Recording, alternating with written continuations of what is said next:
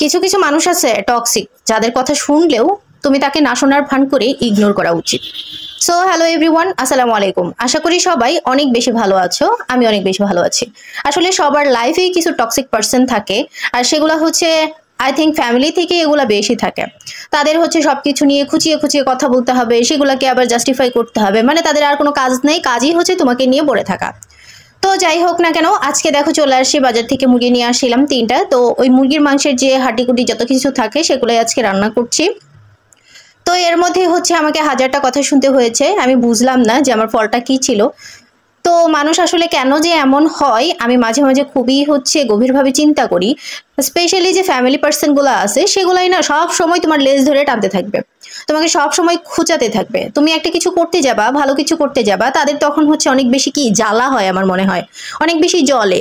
That's why তোমার লেজ ধরে সবসময় সে টানতে থাকে। আমি বুঝি না যে তাদের আসলে কি প্রবলেম, তারা আসলে কি চায়, যে মানুষকে এভাবে কিভাবে হ্যারাসমেন্ট করতে পারে, মানুষকে কিভাবে হচ্ছে মানুষের সাকসেস থেকে তারা মানে আনসাকসেস করে দিতে পারে।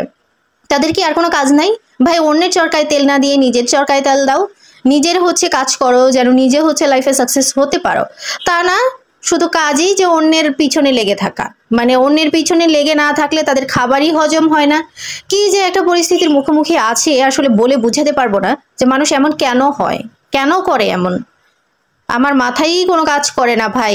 যাই হোক, বাদ দিই। তো মুরগির মাংসের এই হাড্ডিগুডি সব কিছু রান্না করেছিলাম গতকালকে রাতে, আর তখনই এইসব হয়, তো তখন কোনো কিছু খাওয়া হয় নাই।